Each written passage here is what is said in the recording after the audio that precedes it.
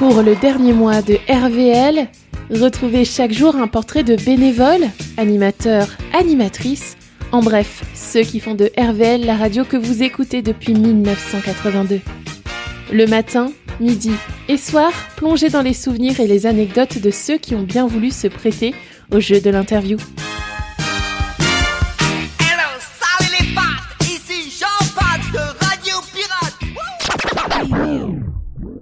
Alors, je m'appelle Cyril Michel, je suis responsable d'antenne sur Radio Vallée de la Lézarde depuis 21 ans.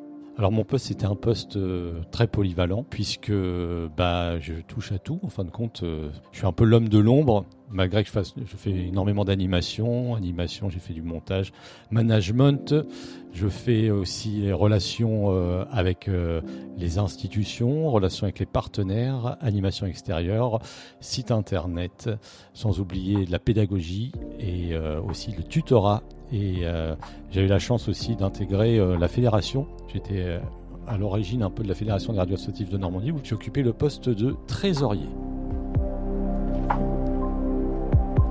RVL, je l'ai connu parce qu'à la base, je pratiquais la comédie musicale. J'ai fait 17 ans de comédie musicale sur Montivilliers et on était régulièrement invités pour présenter nos spectacles. Et moi, en tant qu'auteur, j'ai dû écrire en tout 6 spectacles.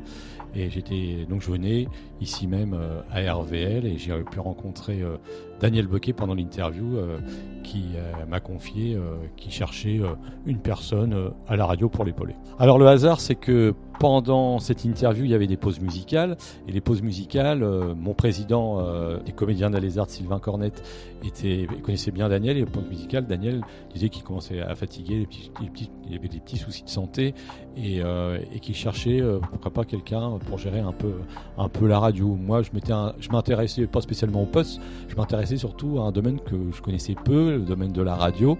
Et on discutait comme ça. Et Daniel, en fin de compte, voyez, je pense en moi peut-être le futur responsable d'antenne. Mais à l'époque, moi, et même quand je suis sorti de cette interview, mon président il dit: ça t'intéresse pas toi le poste? Moi je pensais que c'était un poste à mi-temps d'animateur tout simplement. Je dis moi j'ai déjà mon boulot, je travaillais déjà dans le commerce avant mais je cherchais à partir là où je bossais.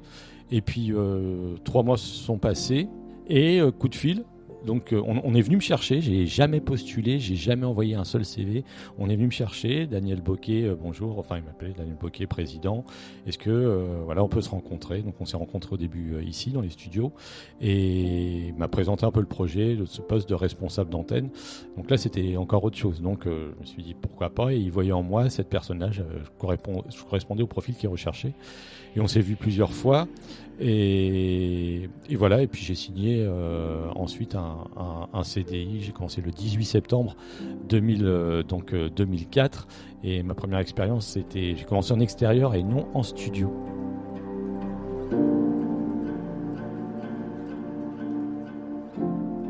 Alors les animations en extérieur, c'était aussi pour ça qu'il m'a pris, parce que j'ai une aisance, soi-disant à l'oral.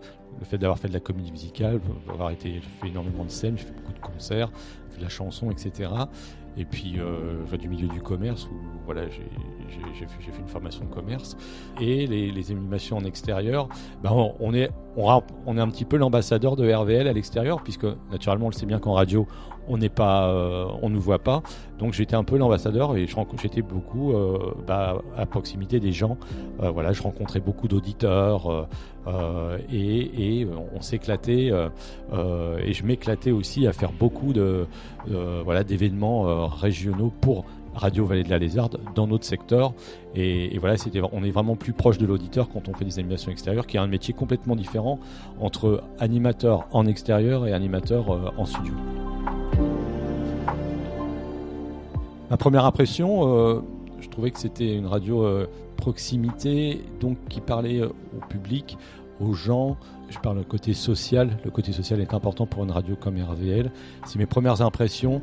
Le côté pro, malgré que ce soit une radio amateur, mais pour moi, à partir du moment qu'on est payé, on est professionnel. Donc l'accueil était très bon et je me suis senti aussitôt bien. Alors je savais pas que j'allais y travailler, et je me suis senti aussitôt bien et j'ai senti qu'il y avait une ambiance qui est d'abord pour ça qu'on dit la famille RVL, une ambiance plutôt conviviale et familiale. Alors Daniel Bocquet, c'est une personne que j'estimais énormément. C'est grâce à lui si je suis ici, la preuve, ce que je vous l'ai dit, c'est lui qui est venu me chercher. C'est une personne qui est vraiment très très humain. La preuve, au début, tout le monde pensait que j'étais son fils. Tout le monde pensait même que j'allais prendre la présidence, alors que de toute façon, on sait bien qu'un salarié n'a pas le droit d'être président de la radio. Et il m'a toujours fait confiance. Et pour vous avouer quelque chose, on ne s'est jamais disputé. On n'a jamais. Et pourquoi ? Parce qu'on se faisait confiance l'un et l'autre. Je travaillais en toute transparence avec Daniel. On se disait tout ce qui allait, tout ce qui allait pas.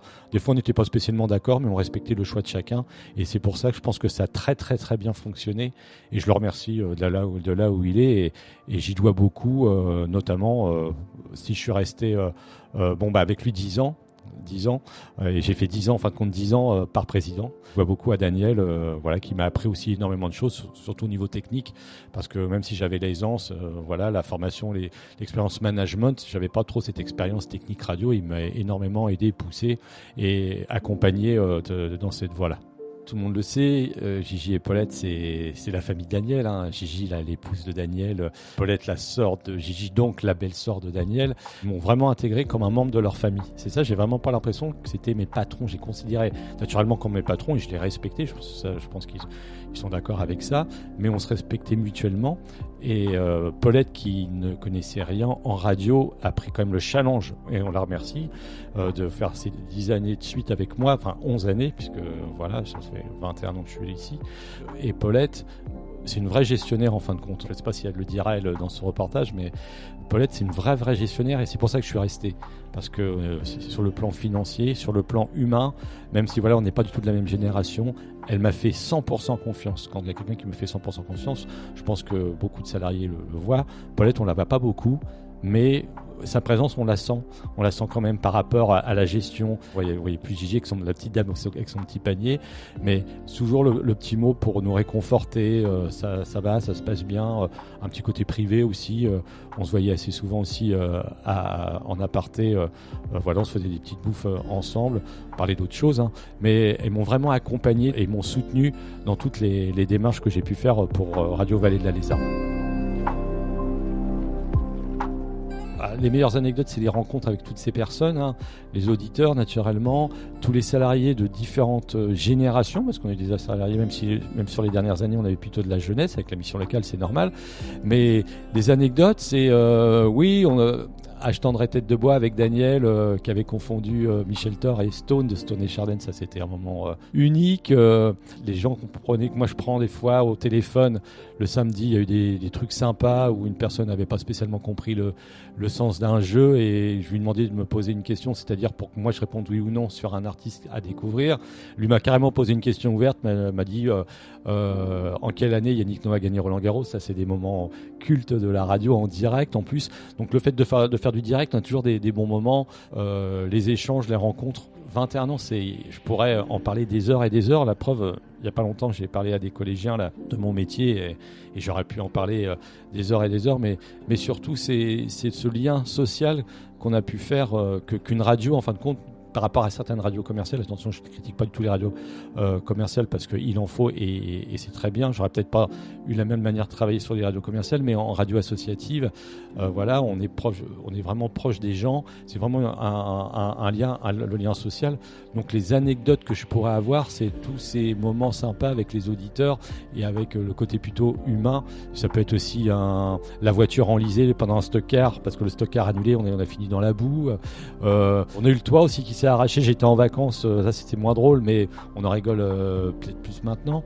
Mais voilà, tout ce côté échange humain avec les auditeurs et les collègues. Et pour ça, on dit on est une famille RVL, mais il faut vraiment travailler ici pour se rendre compte qu'on était vraiment une vraie famille. Et puis un jour, la nouvelle tomba, RVL allait fermer. Moi, j'étais au courant 2-3 mois avant. J'avais aussi il fallait que je garde le secret parce que la décision n'était pas tout à fait définitive. Moi, à la place de Paulette, j'aurais pris la même décision. Tout le monde le sait. On dépend des subventions. On vend rien. Alors, c'est surtout pas la faute de la mairie d'Épouville, parce que on peut entendre des choses, mais je préfère mettre les choses au clair. C'est surtout pas la faute de l'Arcom, donc le CSA, pas la faute de la région. C'est la faute, on peut dire, à ce système de contrats aidés qui a été moins subventionné au fil du temps. Moi, quand je suis arrivé à RVL, les salariés étaient remboursés 95%. Je parle des salariés contrats aidés, pas le mien, parce que moi je suis pris à 100% par la radio, mais je pense qu'on gagnait de l'argent en plus. Vous pouvez prendre des gens pendant 30 heures, pendant 5 ans, vous pouvez les garder pendant 5 ans. Et à l'heure actuelle, ça finissait par 7 mois, 20 heures. Et on a de moins en moins de subventions. Le contrat aidé, ça s'est fini avec 30% d'aide. Et on nous annonce, parce qu'on travaille énormément avec la mission locale, on ne pouvait plus embaucher de contrats aidés et de renouvellement de contrats. Donc si on continuait, j'aurais été tout seul au mois d'août. Et ça aurait fait un peu une radio Cyril, ça aurait fait un peu bizarre comme d'entendre que ma voix, même si on sait qu'il y a eu quelques bénévoles qui seraient venus nous filer un coup de main. Mais ça devenait compliqué de devenir la fameuse radio de direct de 7h à 20h que les gens adorent, avec les relations avec les auditeurs. On ne venait plus du RVL comme on l'a connu. Alors voilà, et je pense que c'était une sage décision. Je sais que pas très facile par rapport à Paulette, et c'est pour ça que je la remercie aussi. Elle n'a pas du tout besoin de culpabiliser. Personne ne peut culpabiliser. Personne n'est vraiment responsable de cette situation. Oui, peut-être les instances gouvernantes. Et pour moi, je pense qu'il faut qu'on finisse, que ce soit la fin d'une belle aventure, 42 ans de belle aventure radiophonique. Et je quitterai cette radio avec le sourire, même si intérieurement c'est compliqué. Ce que je retiendrai, je pense que c'est ce qui va me manquer, parce que moi c'était mon emploi à temps plein, tout le monde le sait, c'est ce côté ambiance conviviale, familiale, la confiance, les gens redonner le sourire, des animateurs qui rentraient avec le moral dans les chaussettes. On essayait de leur dire qu'ils étaient une personne réelle. Vous voyez, il n'y a pas que le côté professionnel. Pour moi, c'est ce que je dis toujours, le côté professionnel, il y a 50% du professionnel, mais 50% humain. Et puis aussi avoir l'esprit associatif. Travailler dans une asso, c'est pas facile, il faut faire plein de choses, mais c'est ce côté-là qui va peut-être, à mon avis, me manquer. Et c'est ce que je disais, c'était un métier de passion. Je suis venu m'amuser au travail. Ça peut choquer les gens, mais moi je venais m'amuser à mon travail. Merci.